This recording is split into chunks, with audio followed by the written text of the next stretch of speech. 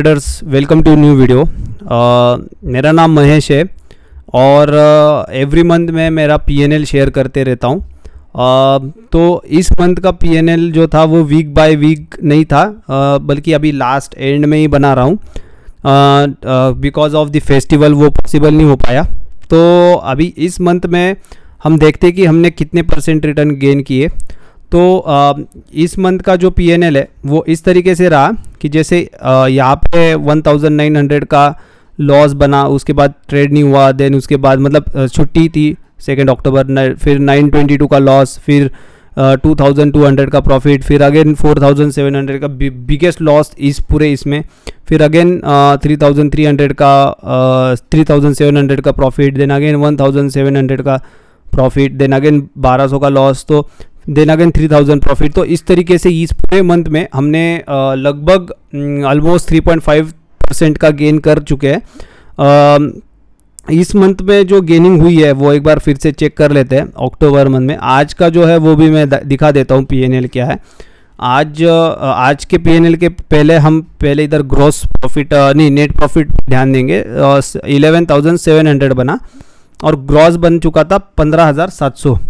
तो मतलब net capital gain and loss इसमें तो ये है, पर अपने पास नेट जो आ रहा है वो इतना आ रहा है और 4,000 का ब्रोकरेज लगा है।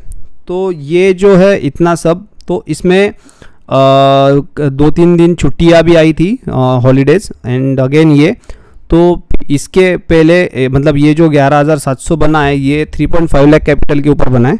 तो हम कैलकुलेट कर लेते हैं 3.5 लाख 3.5 लाख इंटू 3.5% अगर करेंगे तो 12,000 आता है कुछ।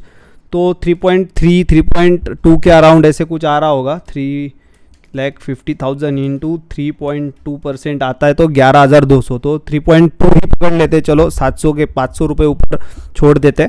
तो 3.2% के कुछ अराउंड बन चुका है इस मंथ में। और इसके पिछले वाले मंथ में भी अच्छा खासा प्रॉफिट बना था, तो उसको भी कैलकुलेट कर लेते हैं।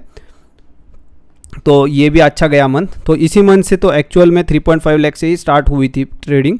तो मतलब उस पिछले मंथ भी 3.5 और इस मंथ भी, क्योंकि 11 का अगेन 22 आता है, तो मतलब अच्छे 3.5 ही बन चुका है। तो 3.2 ही बन चुका है।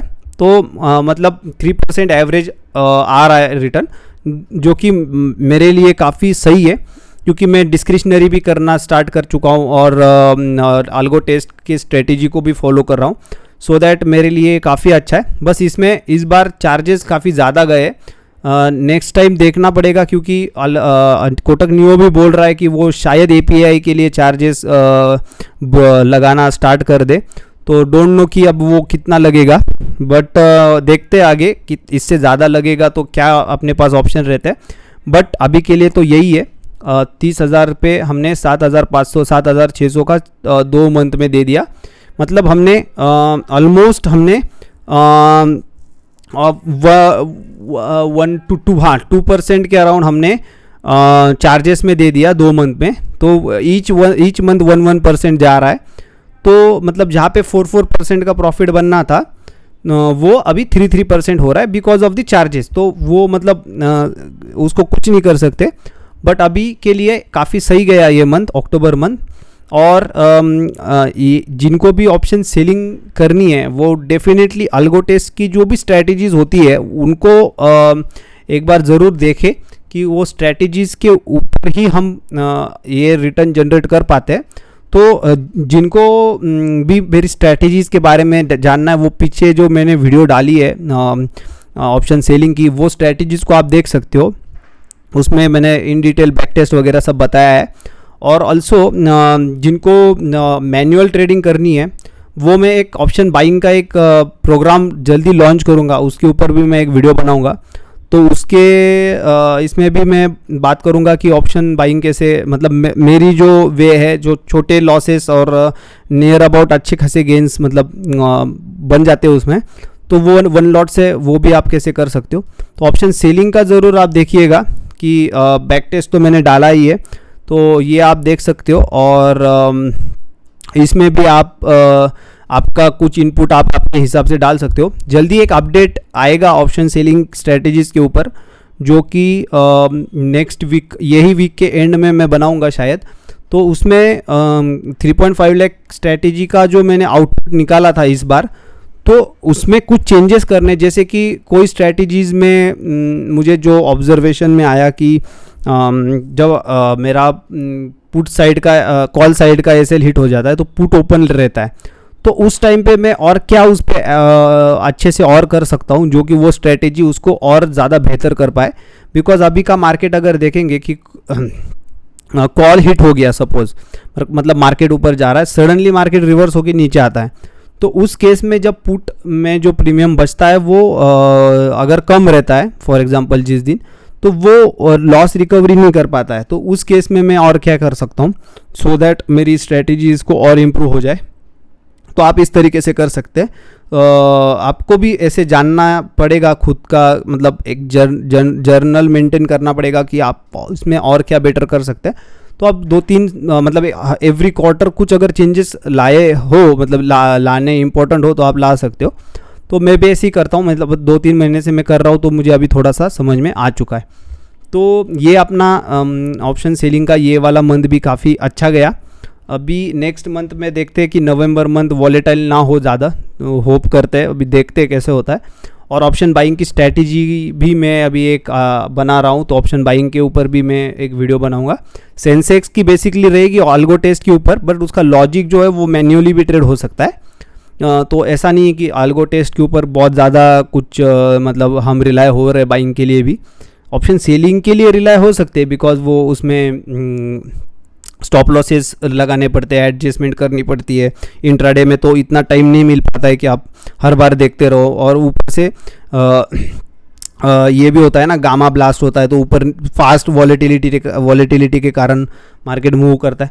बट ऑप्शन बाइंग में ऐसा नहीं है, आपको मतलब आपके पास टाइम है, आप देख सकते हो। और जो मैं स्ट्रैटेजी के ऊपर काम करता हूँ वो 5 से 15 मिनट के बीच में रहती है, तो आपको कभी कभी स्कैल्पिंग का भी मौका मिलता है, कभी आपको होल्ड भी कर सकते हो। तो मतलब उस तरीके से तो आपके पास अल्गो टेस्ट का अगर आपको एक्सपोजर नहीं चाहिए तो आप मैन्युअल भी कर सकते हो।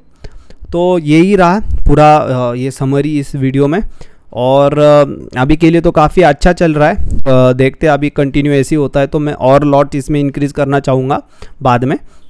और अल्गो टेस्ट का आप प्लीज़ एक बार देख लीजिए, आपको अगर ऑप्शन सेलिंग में इंटरेस्ट है और एक स्टेबल और स्टेडी परसेंटेज वाइज रिटर्न चाहिए हो, जो कि मॉडरेट हो, जैसे कि ज़्यादा बहुत एक्सपेक्टेशन हाई कभी नहीं रखनी है ऑप्शन सेलिंग से, बिकॉज उसमें एक्स्ट्राऑर्डिनरी रिटर्न नहीं बनते। जैसे आप अगर एक्सपेक्ट करोगे कि मुझे मंथ में 15-20% के ऊपर रिटर्न चाहिए, वैसा नहीं होता है। 3-4-5% ऐसे चलता रहता है वो।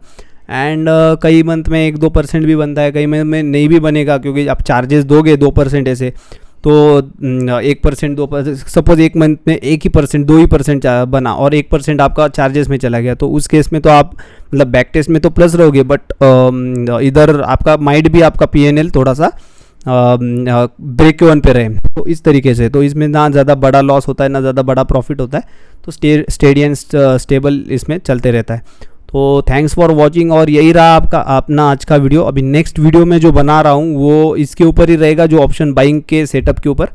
तो मतलब सेटअप तो नहीं डिस्क्लोज करूँगा अभी के लिए, बट आपको एक ओवरव्यू आइडिया आ जाएगा कि ऑप्शन बाइंग मतलब किस तरीके से करनी चाहिए। स्ट्रैटेजी रिवील तो नहीं होगी, बिकॉज स्ट्रैटेजी उनके लिए होगी जो मतलब वो डिज़र्व ही करते हैं वो स्ट्रैटेजी, बिकॉज वो काफ़ी मेहनत से स्ट्रैटेजी बनती है। हर कोई स्ट्रैटेजी में बहुत ज़्यादा मेहनत लगती है। तो बट जो इन जनरल होता है, जो मैंने ऑब्जर्व किया है मेरे इस पे, जो क्योंकि अपने पास कैपिटल कम है तो अपन कैसे और इसको बेहतर कर सकते हैं। तो आप ऑप्शन चेन के ऊपर मैं एक वीडियो बना रहा हूँ जहाँ पे मैं डिस्कस करूँगा कि मेरी जो स्ट्रैटेजीज बनती है वो किस एंगल पे बनती है, जो कि अल्गो टेस्ट में भी कम से कम मतलब क्या बोलते हैं उसको, री एंट्रीज ना हो, वाइड एसएल हो, तो उसको आप कैसे बना सकते हो, तो वो उसमें रहेगा। तो काफ़ी इंटरेस्टिंग रहेगा वो वीडियो, आप ज़रूर देखना। और ये इस वीडियो को भी लाइक शेयर सब्सक्राइब कीजिए। तो थैंक्स फॉर वॉचिंग, चलो मिलते हैं अगले वीडियो में, तब तक के लिए बाय बाय।